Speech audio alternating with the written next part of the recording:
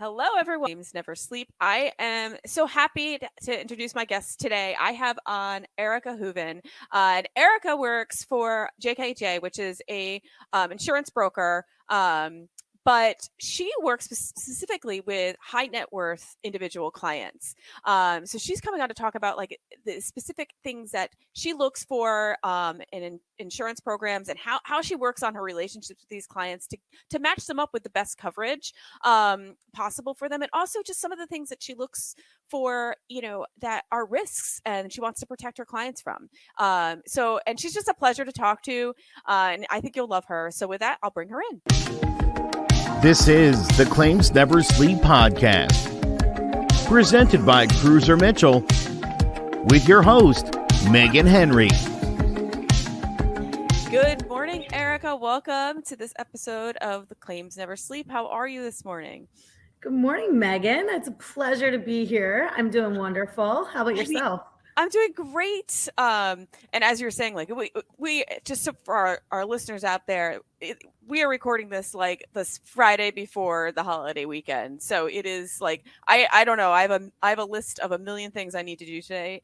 After we get off this call that does not involve work. This is true, but you know what a better way to go into a holiday weekend, right? I'm excited. I'm so happy to be here. Yeah. And, I feel like maybe we've done this before. I don't know. It seems very Groundhog Day moment for me.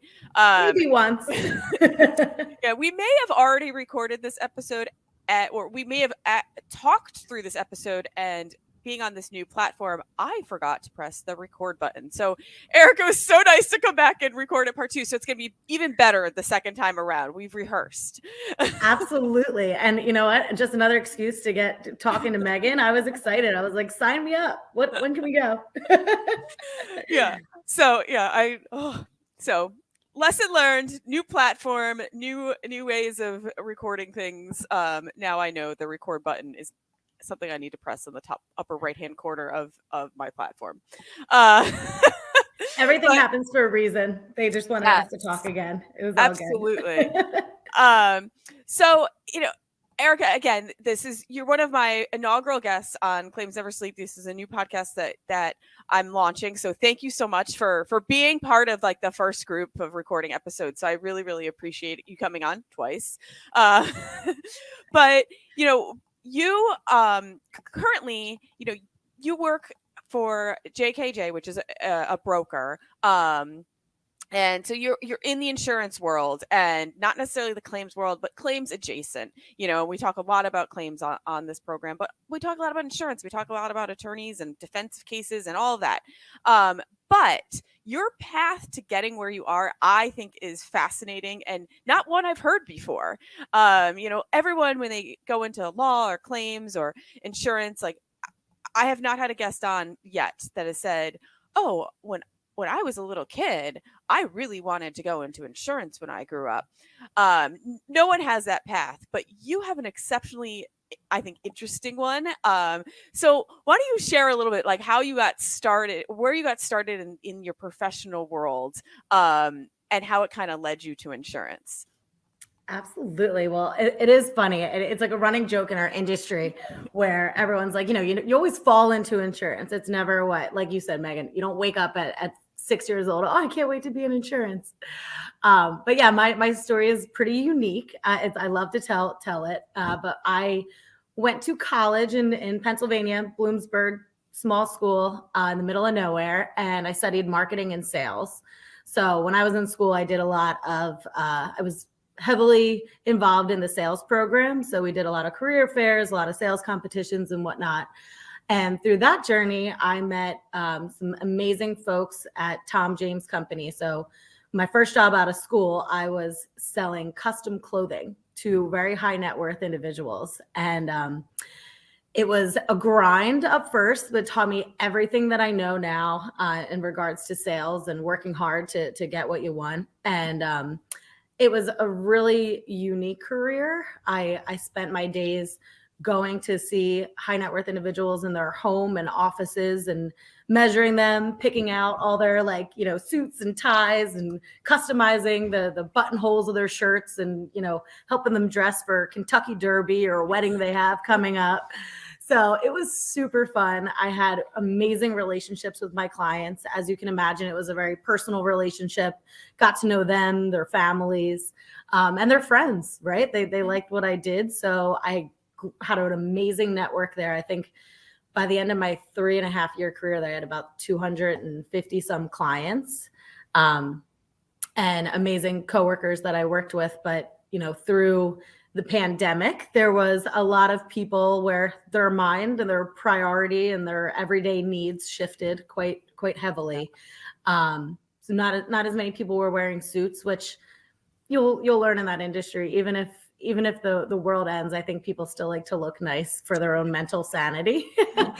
But it was a perfect kind of time in my life where it was a good time to make a change, right? So lucky for me, I had really great connections from what I did. I worked with a lot of attorneys.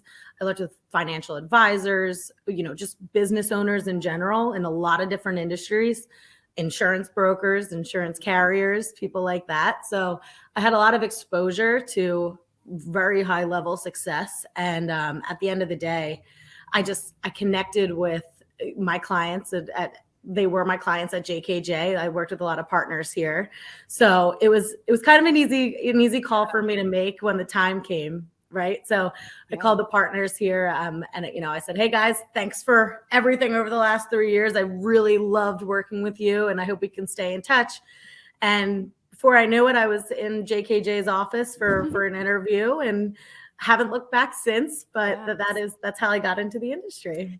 So, I want to back up though for a second because, this is like your first job out of college, right? And it's kind of like a big job, and you have to really put on your big girl pants. And, you are, this young woman and you're showing up at, people's homes, how did that feel? Like, how did you fight like the imposter syndrome that like, I don't belong here or, I just imagine it could be intimidating at first, being like showing up at someone's house that clearly, they've hired you to style them pretty much. And you're like, but I'm like a 22-year-old, like, no-eyed, like gal, It's true. And I will tell you, like the training process was very awesome at Tom James, right? Like we spent a lot of time shadowing our mentors and going on appointments with them. But at the end of the day, someone told me this once and I'll never forget it. And it's something I remind myself every day, but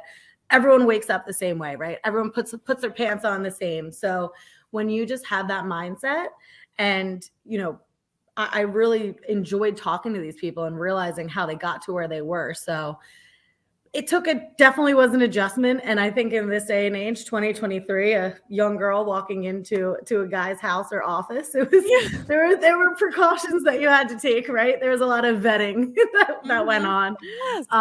But yeah, I'd say just remembering that everyone started somewhere and people love to help people. So, getting in there, building a relationship with them, getting kind of personal and letting them know your goals, it gets you on the same level, Yeah. And I imagine like you're almost like a therapist in a way, because I imagine once people start to trust you, they share a lot and you really get to know them and that helps you do your job better. Absolutely. And it was a lot of questions, right? I got really good at asking pretty direct questions and personal questions, which again, kind of translate to what I do now. But back then it was, what do you like to do on the weekends? Where do you guys vacation? What kind of, what type of image do you want to portray when you walk into a room? Because people judge you within the first 30 seconds of meeting. So, it was a lot of just good questions and fun conversations. Yeah.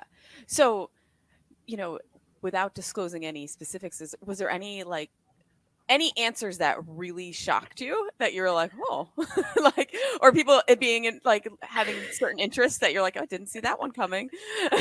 For sure. I mean, that job, I could write a book, honestly. And I had one time I was on an appointment with a mentor of mine, Austin, and he was going to see a client. He came into his house. He's like, "Oh, I'll be right there." And we're looking around. He's like, "That's his car. I wonder where he's at." Flies in on his helicopter. He just has a plane out back. That was crazy. But and even just some of the events, and I think the best part was like, well, what are you going for, right? And they're like, oh, I want to, I have my Rolex on, like I want to be like, very polished when I walk in a room. We would be able to customize suits to the point where, and they still can, but the lining was like their picture. The best is when people like want their picture inside their lining, or they do like a special occasion, say they achieved a big award for work. So it'd be like, 2023 President's Club. So I always love doing fun projects like that. And then Kentucky Derby was always a fun time of year. A lot of my clients would go there and we'd have fun outfits and don't break people out of their shell. I wish you could have like gone along, being like, don't you need a stylist for the road? Like, are you sure you know how to tie your tie? I think you need someone there to help you. Because they are not on the grass. Like they are in like the best area and they're making the high bets. Like you got that right. Or they'll be like, "Oh, I'm going to Florida for the month. Here's a couple events." I'm like, "Okay, well, if you need help, I don't know if it's going to be in time. I think I need to deliver it to you. I'll be there." Right. So you mentioned, okay, so during the pandemic, this role was one that like kind of slowed down. So you had to pivot, like many people had to pivot. And so you pivot to JKJ, and I think you had said like some of your clients were at JKJ, and that's kind of how you got your foot in the door. But now what you do is you work with high wealth clients as well. So it was like a perfect segue. So why don't you explain a little bit about that, like what you currently are doing at JKJ, and like how this totally like an intersection of your prior career with your current career. So this is actually a funny story too, and it's really speaks to where I'm at and what I specialize in now. But when I was having the conversation, so when I was selling suits, I would literally come to JKJ and post up for the day. I work with about 5 of the partners here, and it was just my favorite office. Amazing culture, amazing guys with great reputation. So it was an easy decision. But they offered me the job and they said, "Yeah, Erica, we're going to send you over the job description for private client group, so personal insurance." And I kind of looked at Pat and Doug and I was like, "Well, are you sure? Like, you guys are in commercial. Like, I kind of want to get into that world. Like, it's, when you're talking insurance and it's like the big shiny prize, right?" And they're like, "Well, Erica, let's think about this. Like, you have such a skill set of working with these high net worth individuals on such a personal level. Like, I didn't realize when I got into this industry how personal insurance can be." And over time, like it is, I'm just so happy with how I ended in the private client group, because now I get to work alongside of the commercial and the benefits team at JKJ and helping their C-suite executives. Yeah. So really, it was like, you got to learn insurance, which I can absolutely, I come very far in the last 3.5 years, but it was the same type of clientele, same type of questions I was asking. So it was really a perfect transition. And like you said, my clients were high net worth when I was doing the close thing. So a lot of my clients then are my clients now. Yeah. So, and now the best thing was I would call my clients when I switched careers, and they're like, "Oh, you mean I'm not going to be spending thousands of dollars with you? You can save me money?" True. That, I guess it's true. Sometimes. It depends on what kind of program you have now, but I will protect you. But, I don't want it to be lost that like how much work and studying you had to do to get where you are. Like, this is not, you just don't like step into this role and be like, "Okay, now I can sell insurance." Like, that's not how it goes. Like, you had a rigorous, studying and testing exam process. Oh, absolutely. And if you talk to the the CEO of our company, Bruce White, he just preaches to us every day, you need to become a student of the industry. Mm-hmm. And you learn pretty quickly once you get in it, what that entails. So I got hired in July, first started, and I was licensed by August, which was a pretty fast track. Like I spent the whole month just with my head down in the property and casualty to get my property and casualty license. So that's about a 4 to 5 hour test. Probably helped it was during COVID though too. You didn't have many distractions at the moment. Well, not only that, I think it was a time during COVID where people were still figuring things out. I mean, this was very early on in 2020, and not a lot of people were switching careers the way I did. So it actually worked out to my benefit. I was doing the courses online, and you have to sign up for a course, right? And they do a lot of the studying, and usually you go to a facility, it's in a classroom, you're in a classroom with, maybe 20 to 50 people. I got one-on-one training. Awesome. So COVID was different, and it was different for the whole world, obviously, but there were some pros and cons, but I got to have kind of one-on-one training. I got to take my test at home, which is different, but that was even crazy. During that time, there were proctors online. So I had to show them my whole apartment, like the whole room I was in. They were checking under my desk just so I wasn't cheating. Right? Oh my God. I wouldn't even think it just didn't occur to me because, like during that time, people were taking the bar exam online too. And I mean, it's crazy. And you'll see it's still kind of that way now. And, even to this day, I do continuing education courses. A lot of our carriers offer great programs to learn about new products or existing products, whatever it is. So I'm constantly keeping up with the industry and keeping up with my courses and credits. So now it is a little more in person, but there's still a lot more available online, which is convenient and allows us to kind of participate in more things because, you can just have it up on your screen and then go into a meeting right after. Yeah. So, why don't you take me through what I know that I hate asking, what do you do in a typical day? Because I know there's no typical day. But, how do you say you have a new potential insured or a new potential client, how do you approach them with what's your first step of what you approach them with as to find out what their needs may be as to their personal lines insurance? Really good question. And I'll kind of give a shameless plug to our firm, JKJ here. Right. So we are a privately held insurance brokerage. We're located right in Newtown, Pennsylvania. Now, we've been around 60 years. We are very committed to being a privately held firm. And it really allows us to kind of keep that boutique feel with a high level of service for our clients. So, and in our firm, we do have multiple divisions. So we have a commercial division, we have an employee benefits division, financial services, we have an international program. So there's a lot of kind of different avenues. We're very holistic, right? So a lot of my clients, aside from my prospecting efforts, I'm out all the time networking with attorneys and financial advisors and whatnot. But because of our holistic approach, I get a lot of clients from our commercial and benefits team and our financial services team. So our process is very, very service oriented. We do a lot of the questioning up front. And what I hear, we ask a lot of questions that maybe other people don't. So we receive a new prospect. I request their declaration pages for their current program up front. And that's your primary home, your auto, your valuables, your excess liability, your umbrella policy. If you have any investment homes, secondaries, things like that, I want the whole portfolio. I then do my own analysis of everything you have. I go online, I look at a map, I find everything that's publicly available to do as much homework as I can.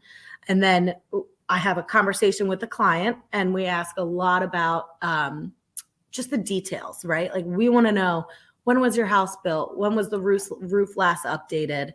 How old's the electrical system in your house? What's the quality of your kitchen? What's the quality of your bathrooms? Do you guys have marble countertops? What kind of artwork do you have in your home? And then it gets to, do you serve on any boards? We want to make sure, do you own businesses? We want to make sure you're properly insured in terms of liability limits. So we do probably an hour to an hour and a half long conversation with our clients or our prospects before we actually go to market. So once we have all that information, we then approach our markets. We work with about 30 plus carriers, where we put a little chart together. We find out who looks the most competitive, what carrier is going to provide exactly what the client needs. And then we make our recommendations from there. I have a nice proposal call with them, answer any questions, maybe make adjustments to the coverage limits based on the client's needs. And then, from there, we'll hopefully bind the coverage. And then I have a whole team that I work alongside with, our account managers, that they're there to help them, get everything to the mortgage companies, everything settled. And then they're the ones that really do a lot of the hand holding in terms of if you get a new car, if you have any questions, if you buy a new house. So we really do take like a team approach when working with clients and prospects. Are there, I imagine with these type of clients though, you have, because you mentioned like artwork, like I imagine there's a lot of collection type pieces that are part of the equation. Are there anything that sticks out that like are some things that you've seen that are unusual that you're like, oh, like, wow, okay, I gotta dig a little deeper and need to cover this one? Absolutely. I love that question. And the valuables policies are my favorite ones to review, right? There's so many aspects, right? Like, is it something they got when they were traveling in Milan and they brought home, or is it a family heirloom from their grandparents or something like that, But yeah, we get some crazy collection schedules. From comic books to gun collections to stamp collections, but the artwork and, me being me in the industry I came from, I always love looking at the schedule of Birkin bags and the jewelry.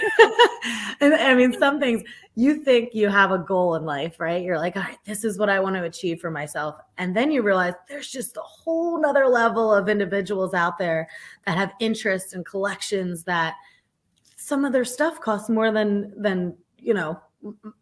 my net worth, obviously, but like, you know what I mean? You can't even imagine. Can I just like side shoot here though? Like the Birkin bag, okay? Like I would be terrified to carry that bag around. Me too. Like carrying around a bag that costs more than my car. Like I like where do you bring it? It's like, obviously I am not going to the places that people bring Birkin bags to, but I just think about like going to the movies and like now I just like, if I bring a bag, you just put it on the ground. Like you can't do that. Yeah. Like I'm just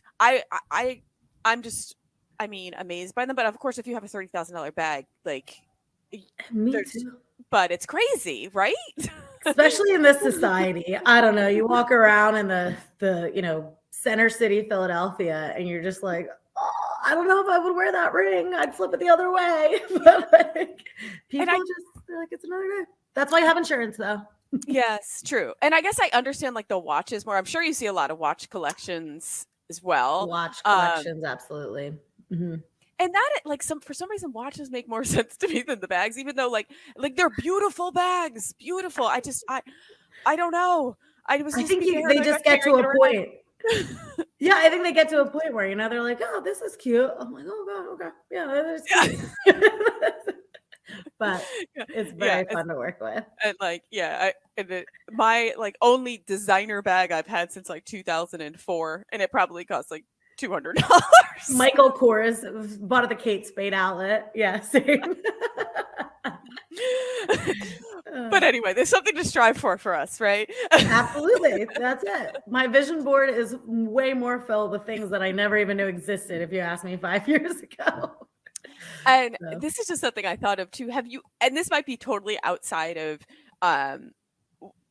some requests that you get, but have you ever had anyone like request about like insuring like parts of their body? Like you always hear about like so-and-so's legs are insured. Whose legs? Is it Beyonce's legs? Or maybe it's Taylor Swift's legs. Someone's legs are insured or whatever. Like do you ever or is that totally outside of your I will say I have not come across that yet, but like I said, I hope that I get to work with some people where their legs are worth insuring. I'll tell you that. Yeah, that's a new one. I have not been asked that question. Well, yes. It's gonna come. Yes, 2024 is your year. Someone's gonna insure like their arms or Absolutely. something. Yeah. Well, we do have a pretty nice uh, professional sports book at JKJ. We insure the Eagles and Mhm. Commanders and things like that. So, that's where that we do work with some very cool, high affluent individuals. So maybe those guys, they should probably insure their legs or something. Probably, or their arm or whatever it may be. So I'm glad you mentioned that though, because I'm sure JKJ doing what you do and like working with a lot of large companies, I'm sure a lot of your clients are kind of maybe the C-suite of those companies coming to you for on their own behalf, not just for the company. Absolutely. That is a huge, huge part of what I do. Yeah, I mean, I think from a liability standpoint, when you own such a large organization, or especially some of the companies we work with, they're more public figures.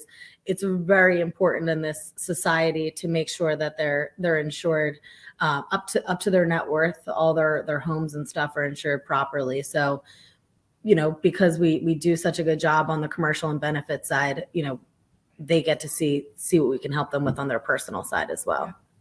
So what are some or what are some common concerns that you hear from your clients about making I almost said insuring their insurance. Terrible. but are there some common concerns that you hear from your clients about, making sure that their insurance is up to snuff, or things that they're worried about that they just want to make sure that they're covered for? Absolutely. I mean, I feel like we are in such a hard insurance market right now. People are coming out of the woodworks. Maybe they haven't, reevaluated their insurance in the past 15 years, but because of the way the rates are increasing, they're like, hey, maybe I should take a look at this. I think a lot of the questions come around, they have young drivers, their kids might have just got their license and they're like, okay, I really got to start thinking about this. I need to make sure my, auto policy is up to par. How could I get a better rate with young drivers on it? But that's a big thing that we're helping people with. And we're in a very litigious society, and there's a lot of claims coming out of lawsuits. And, over the past 5 or 10 years, there's been a higher prevalence on nuclear verdicts, right? For the social inflation, for example. In other words, your kid gets in a car accident, and the injured third party is hiring an attorney, and they can look up online. They could find out what your net worth is, and they're going to go after all of it. And you hear it on the news. You hear about the litigation claims that have been going on all around the country. A lot are taking place in Florida. I would say 75% of litigation claims are coming out of Florida these days. Mind you, a state that doesn't have, high insurance requirements on auto. So people with a lot of money, or not even a lot of money, they could be sued for unearned wages. They could be sued for pain and suffering. So I think that's a big topic that not only clients are thinking about, but financial advisors and attorneys are starting to raise to some of their more wealthy clients. Yeah. And I'm sure though too, there's concern about I'm sure a lot of your clients have second homes. And what types of systems do you have in place for these second homes? Because things can break and could cause major issues, and it's not a home that you're at all the time. So are there things that you look for to kind of mitigate damages in your coverage for these secondary homes, or places that they might not be at all the time? Really good question. And quite honestly, Megan, I don't think it's limited to just second homes. Obviously, that raises a big concern since you're not there. But in the industry in general, I think carriers are taking more of a proactive approach to insurance, right? Over the last 10 years, the water loss claims have really increased, right? So that could be someone uses the bathroom, uses a little too much toilet paper, and all of a sudden you have a flood on you're going from your second floor to your first floor. So there's a lot of water damage claims. You're noting a lot of theft claims, things like that. So what these carriers are requiring are what we call water leak detection systems. It's a huge one. And there's different types of systems out there. But basically, the carriers are wanting to make sure that the clients are aware if there's any type of leak going on in their house. So these systems work. There's a main part that gets attached to the main water source in your house. And then there's these little attachments that go to your toilets, your sinks, your washer and dryer. And when there's a lack of pressure, that the system will either turn off your water supply completely to mitigate that loss, or send you a notification on your phone. And, you know, carriers, they want their insureds to install these devices. So they do offer a very nice credit on your account for things like that. I mean, homes over 750,000, they're going to want to see the central station fire and burglar alarms, and especially in secondary homes, but pretty much all your properties. Yeah, I think they're the two biggest ones that we're talking about now. Yeah. And I mean, that is such a good feature to have. Like, it's something that I think like most, like if you can afford it, it's such a good thing to have.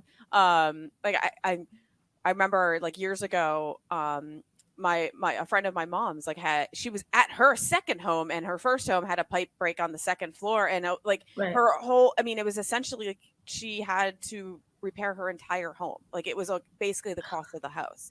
And you know, because it was a while ago, so I think these things didn't even exist then, in the olden days. And but like, what a catastrophic loss, though, too. And yes, she had insurance, but that's also like there's a giant headache involved in that too, that you don't want to have to deal with. So if there's some preventative measure that you could possibly have that could prevent it from happening, why not? You know? Absolutely. And we actually, one of my account managers had this claim herself, but it was probably 13 years ago. So yeah, like they did not have these type of devices or required it. But like I said, there was a toilet leak in her house from a clogged toilet, and it went to her second floor. She had to get the ceilings replaced, the drywall, the floors, the hardwood floors. And, you know, there's one stain on a hardwood floor. They need to replace the whole entire room because it all needs to match, right? Mm-hmm. Then you have your contents that get ruined in claims like this. And 13 years ago, that claim cost about $40,000. Nowadays, that would have been north of $100,000. And this is a traditional home, but that's how much these claims cost. And just to think, if she had that device sitting next to her bedside, she would have walked to the other room. Like, that's the most painful part. You don't even need to be at your secondary home. These claims happen while you're at sleeping, you know? Yes. Yeah, it happened in my house like 2 weeks ago. The toilet was leaking, and like my husband went in the garage and he's like, it's dripping. Right. And you know, and it was an easy fix, and we, you know, turned off the water, and you know, but at the same time, when you see things dripping, you're like, oh man. Yeah, you're like, oh no, how deep do I want to go here? But and I will say though, the carriers, it's almost like a buyback period, right? It depends on the square footage of your house, but these devices can range from $400, and then you need to hire a plumber to install it. But you know, most of our clients, these devices are going to cost them about $1,500 and maybe above, depending on the square feet of their house, and then the plumbing cost. Yeah. But you get like a 5% credit, so you think you get it 1 year, and in 5 years it pays itself off. Yeah. So you know, other than that, though, is there any other things or preventative measures that, you know, you've come across that you recommend to your clients, being like, you know, this is something worth investing in, or even just certain coverages that, you know, they may not be aware of, that, you know, you've seen throughout your career, that are ones that are beneficial? Sure. So I would say for a homeowner's policy, you know, I think a lot of individuals may think, oh, I'm just going to get my homeowner's policy and everything's going to be good. But there's some coverages that aren't always included in the standard policy. So talking with an agent is super beneficial. There's one coverage it's newer, I'd say within the last 5 to 7 years, but it's service line coverage. And I'm always amazed that this even exists on a homeowner's policy, because insurance is for the unforeseen claims, right? Like unintentional. And service line covers from your house to the end of your property line and all of the pipes and wires and things like that on your property. As the homeowner, you are responsible to fix that yourself. It's not the township. So there's this coverage in place. It's usually like a $20,000 limit, maybe $35 a year. Mm-hmm. And it's subject to a lower deductible typically than you have. So maybe $500 to $1,000. But it's not if, it's when that's going to happen, especially if you're living. We see those claims happening a lot in the Pennsylvania area with the older infrastructure in our city and things like that. And then I would say the other one, equipment breakdown, that's meant for all your home appliances. We had a client that had a claim with their HVAC system, right? So they had an HVAC system that was probably 10 years old, and they were insured it was Cincinnati, and the adjuster came out and took a look, and it's kind of situational, right? Like they're not going to cover, there's no coverage here if it's just wear and tear and it's a 20-year-old HVAC system. But this one happened to be 10 years old. The adjuster came out and they said, hey, HVAC systems should probably last about 12 to 13 years. So this is still in that, not wear and tear time frame. So they got a whole new HVAC system, less than $1,000 deductible. So if you're somebody who is in a home that has newer appliances and maybe the warranty's up and things like that, it's a great coverage to have. I've seen it save a lot of clients thousands of dollars. Yeah. Well, and it's funny when you bring up the underground, the coverage on the underground lines, because I lived through that. We lived in Philly, and we had like those old, we lived in like 100-year-old house, right. Old pipes, and they crumbled. And, it was gross. Oh, I can imagine. Yeah. And I, at that time, I'm like, what I didn't even know that was a thing that could happen. And then we had to get all these pipes replaced, and it was a giant cost though too, that we hadn't anticipated or even expected to be something that, you expect certain costs. That was not something at the time was in my head. Like, oh yeah, this is gonna be something, that could go wrong. Right. And that's the thing with insurance. You're like, oh, that'll never happen. But the fact of the matter is these are uncontrollable circumstances that pop up. And it's really my job to help my clients have control in those circumstances. Right. So that piece of paper is going to allow you to hopefully get back to your life easily and effectively. One other, I think, item that goes overlooked, or some people don't even know they can have this on their homeowners insurance, is identity theft and cyber protection. Oh, yeah. These days, you could have young kids and a lawsuit occurs for cyber bullying or something like that. Your identity gets compromised on, putting your information on a faulty site. And, there's great coverage out there on your homeowners where you have to check this. And I would ask your agent, but are attorney fees included in that? And, how can you get your identity back the quickest way? And your kids could be really damaged by what happened online. So, so those coverages do exist. And I think that goes overlooked a lot. Yeah. And like as a parent, with kids in that age group, that is definitely something I worry about. Like my daughter downloaded some app the other day, and I was like, okay, I don't know if I like this app. Tell me if it gets bad. Like yeah, right. Let me know if anyone says anything mean. Like it. And it's a click of a button, and you can send out a video, and you don't know it's not good until it's not good. Right? Yeah, it's like, this makes me feel uncomfortable, but okay. Yeah, be smart. Please. So, and another thing though, that back to the underlines coverage though, I imagine with like many of your clients, like they have probably larger properties though too. So like the amount of area, the square foot area that things could go could go awry is larger. It's not like, me and my little row home in Philadelphia that it's like the Absolutely. the distance from my front door to the street was not very long. But these projects are probably, there could be much more expansive, and Imagine what if costly. you have things on your property too, right? Like a pool where Pool, there's things getting, yeah. having to be interrupted to repair those corrosion pipes or whatever it may be. Yeah. So, going back to like the client relationships, because that's a huge part of obviously what you do. And maybe this is giving away some of your secret sauce, but I think it's more of you're advocating for yourself. But like, how do you go about, kind of that cultivating the client relationship so they trust you and that they're, they're going to be like, oh, I got to listen to Erica. Like, so what's your process in developing that client trust? Because obviously you're like dealing with very close to heart things, these people's homes and their valuables and, their collections. And, so how do you go about that?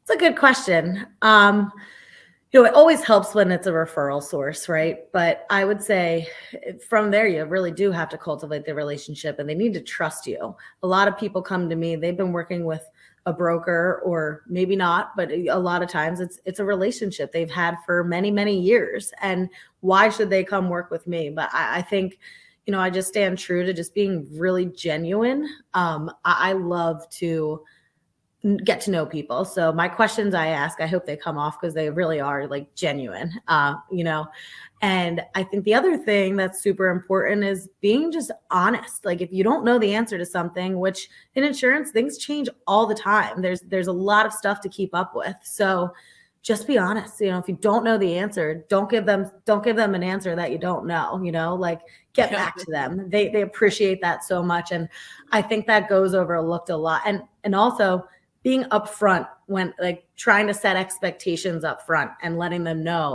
like, hey, you have a house in Florida. This is going to take a long time. This might take 2 weeks to get final proposals, whereas other ones come in 5 days or 2 days. But just being genuine, being upfront and set expectations and just, I think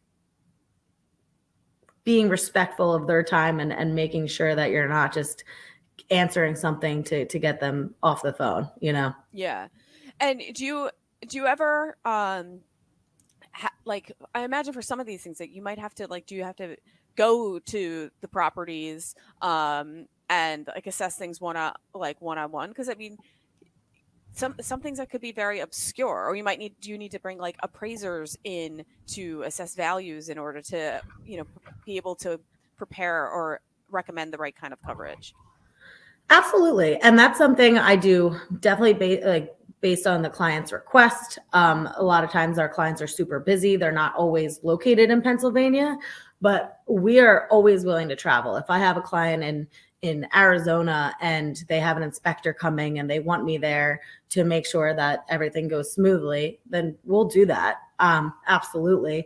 Well, I always love when I get to visit the client's house. You get to see what they're proud of, and it helps you be, again, more genuine in your recommendations too. So I do a lot of times I'll do proposal reviews in person after we've had the conversation. So I always love that. But again, like you mentioned, if there is an inspection happening and they want someone there, I do in-home inspections with the adjuster or whatever who is coming out. Yeah.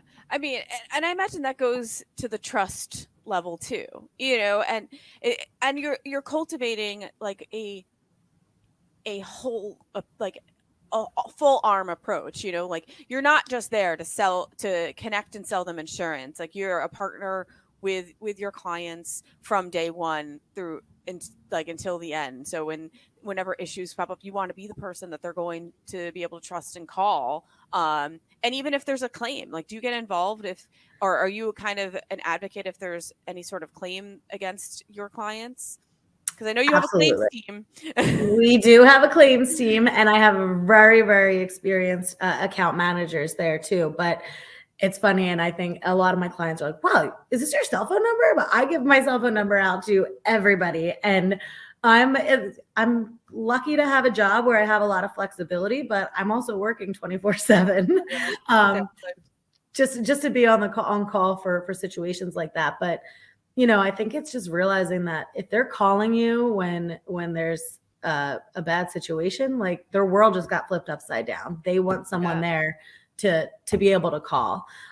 So there's been times there was a huge fire one of our clients had a couple of years ago, or like last year, and it was just over the bridge in Jersey, but we actually went right down to the scene as the fire was happening, when the fire trucks were there and whatnot.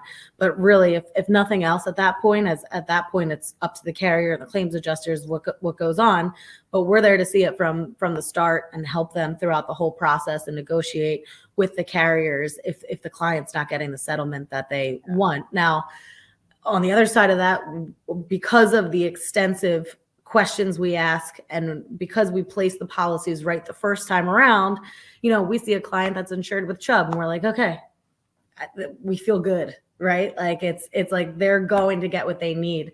But if not, we're there to have that conversation and cultivate our relationships that we also have on the carrier side to be advocates for our clients. Yeah. And I think we need to highlight that too. Like your relationship is on two ends. Like you also have to work on developing solid relationships with these carriers to know that the carriers, you trust, the programs, and you're like, oh, I want to recommend this program because I know the program and I know who I'm working with over at that carrier, but you feel comfortable with it, but it's a two-way kind of relationship. Like you have your client relationships, but you have your carrier relationships as well.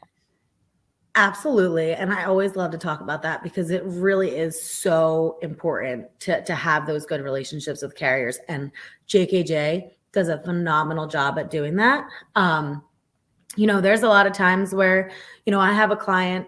So I always say this: high net worth individuals love to have homes in the most catastrophically prone areas in the state.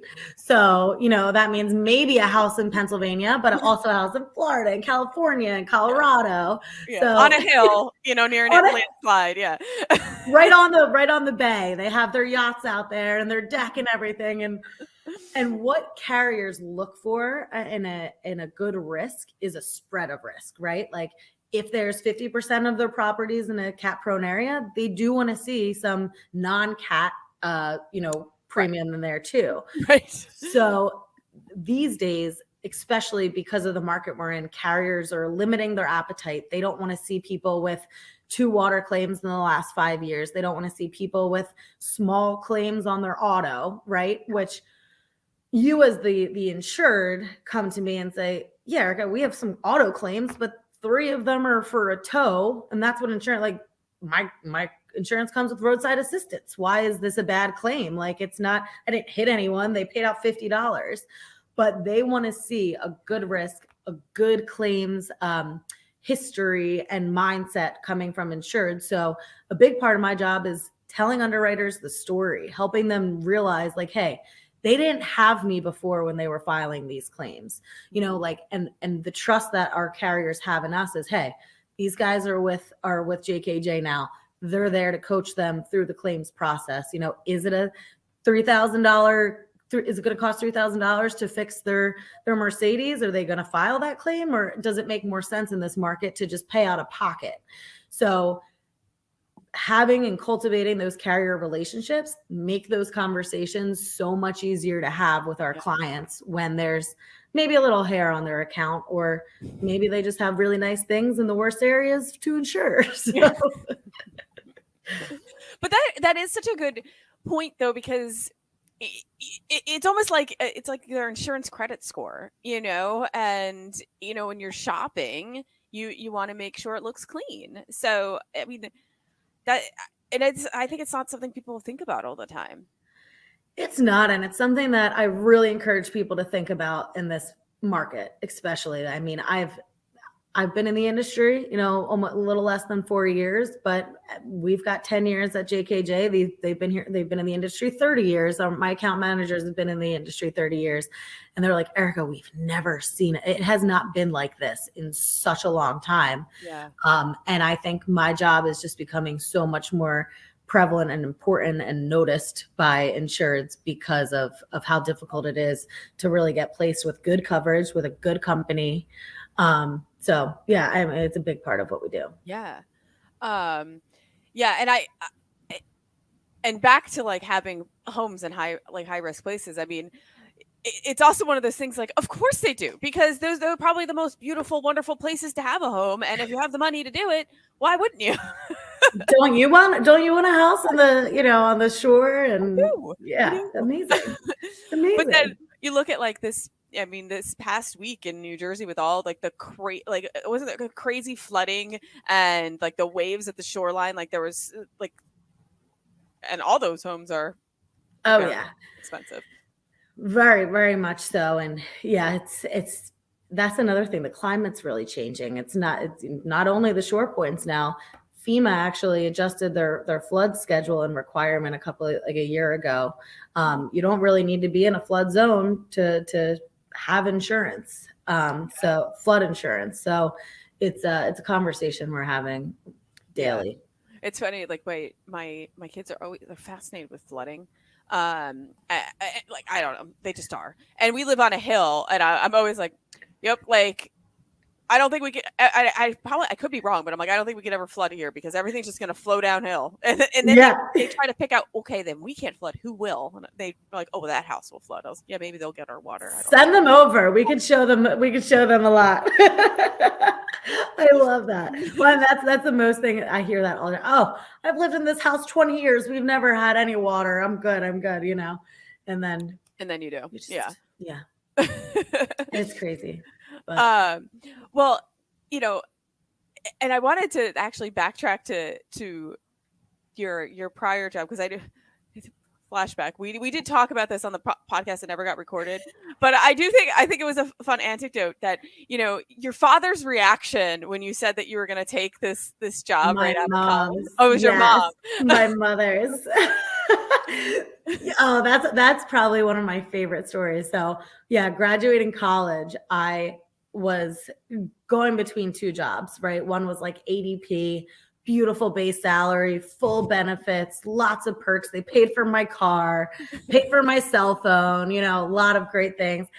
And Tom James was full commission, right? Like it was full commission, no auto, no big perks like that. And my mom comes from sales. That's why I am who I am today and like why I love doing what I do. So, I confided in her a lot when I was doing my job search, and same with like my uncles and things like that. And Tom James was a little skeptical to hire me. They weren't really sold on me on my first interview. Mm-hmm. And so I talked to one of my really good mentors and teachers at Bloomsburg, Dr. Favia. And I was like, Dr. Favia, I don't know what to do. Like, I got a job offer here. It sounds great, but like, I really want to sell custom clothes. Like I always wanted to be in the fashion industry. And, I know it's full commission, but now's the time. If I'm going to get involved in something that, is going to be a bigger risk, like now's the time I want to do it. So she put in a good word. Tom James ended up offering me the job, and they offered to me on the spot. And they're like, all right, got to take it or whatever. And I was like, well, I think I'm going to think about it. They're like, no, like you kind of need to let us know. I end up accepting the job on the spot. I resigned my acceptance from the other company. I get in the car and I call my mom and she's like, what? Are you kidding me? Are you serious, Eric? You just took a full commission job? She hangs up the phone and I was like, oh my God, what did I just do? What did I just do? But honestly, I wouldn't have changed it for the world. It was a time to do it. It led me to where I am today. And she always laughs. I hit some club levels my first year there, and my mom got me a card by the end of year one. She's like, I'm really sorry. Like, I'm glad that you made this decision. But it's a risk. It was definitely, I understand your mom's, hesitation with it being like, I'm the oldest of 3 girls, and she's like, "Oh my God, my daughter's taking a full commission job out of college. She's gonna live here forever." Although she probably wouldn't have minded. But Yeah. I mean, it's also the time in your life to take that said risk, you know, and you can't like there's certain times that you just have to take a leap of faith, and and when you're fresh out of college, it's not a bad time to take a leap of faith, and look where it brought you. Exactly. I mean, the people I met there, I still talk to Austin Schwartz, who was my mentor there daily, and just the tangible skills that I learned at that job. I think everyone should take a risk their first career, like do something you really want to do and what you are passionate about. You never know where you're going to end up. I say it all the time. I never would have thought I would have been in insurance, but if it wasn't for that job, if I wasn't making 85 cold calls a day, seeing 5 people in person a day, it was a grind that I honestly never want to have to do again, but I now know what I have to do not to have to make, 85 cold calls a day. It's getting the referrals, it's asking for the referrals, it's putting yourself in uncomfortable situations and getting comfortable with them. And you kind of goes back to the first question you asked, right? Like, how did you overcome working with this level of, caliber of individuals and wealth, and get comfortable with uncomfortable, you know? Yeah. I mean, it's so true, because it's like nothing, like, what is the saying? Like, no growth happens. I don't know. There's some saying about it. I'm picking up what you're putting down. No, absolutely. I don't know. You can't grow. It's like when you're working out, right? When you're working out, when you're sore the next day, you know that you pushed yourself where you're supposed to be. So you have to go through some of that uncomfortable pain in order to improve and to get to the next level. To learn, to improve. Yeah. Just makes you better. Yeah. Well, and I'm sure your mom now is like, eating her words though too, because I mean, look, like, it's super cool now. My mom actually, she runs BCA, Business Clubs of America. She does a lot of their relationship management with their clients, and basically it's oh my gosh, I don't want to say this wrong because they build relationships. That's what the group does. And in my network, I do a lot of networking. A lot of her clients are my clients or centers of influence. So our paths cross now more than I ever could have imagined. Like, I get to work with my mom a lot. So it's really, really cool. That's awesome. That is so cool. Well, we are just about out of time, and you kind of already answered this, but I'm going to change it a little bit. If you could do anything to change like your career path or do anything differently than you did, what would it be? That's a good question. I got to say, I am very happy and satisfied of where I'm at now and the potential that my career holds at this point in my life. I think the biggest thing I would change is just not getting so stressed out all the time, realizing like things happen for a reason, and the bad things aren't always as bad as they seem. And I used to get so anxious, I guess is the word, when having to deliver bad news. Oh my gosh, one time I put the wrong pockets on like 5 jackets for this guy, and I'm like, oh my God, he spent all this money. I have to go tell him that nothing came out right. He waited 6 weeks for this. And he was like, oh, no problem, Erica. Sounds good. Like, it's always worse in your head when you play back the conversation than it actually is. So, just that's what I would say. Yeah, I think that's great advice. I still am always a stressed out mess, but I remember like my younger self being like a crazy person stressed. Now I still am stressed, but it's different. Yes, you're a little more comfortable with it. Right. Yes. Better ways to cope. Go to the gym. That's what I would tell myself too. Go run it off. It solves a lot of problems. It does. It really, really does. Or just like a walk in the woods, It can do wonders. Well, Erica, thank you so much for joining me again. Oh my gosh. Anytime, Megan. Thank you so much for having me. This is so much fun. I cannot wait to listen to the podcast and see where it takes you, because it's going to be awesome. Thank you. And just for our listeners out there, why don't you let them know if they are shopping for insurance? I want them to get in touch with you. So let them know how they can find you. And even the carriers out there who listen, like so you can develop more carrier relationships. That's always a good thing for you as well. Well, thank you. I appreciate that. But just say again, my name is Erica Hooven. I am on LinkedIn, but my email address is ehooven, that's HOOV as in Victor, EN, at jkj.com. And like I said, if you go on my LinkedIn, all my contact information's there, but I always love to meet new people and see where I can help. Well, awesome. Yeah, I highly encourage you to get in touch with Erica. And of course, thank you for tuning in to this episode of Claims Never Sleep. If you like what you hear, please, please, please like and subscribe to the podcast. You can find us on Apple Podcasts or any of the other streaming podcast services. We are new, so the subscription and liking is important to get get our reach wider. So thank you, and see you next time. This is the Claims Never Sleep podcast, presented by Cruiser Mitchell, with your host, Meghan Henry.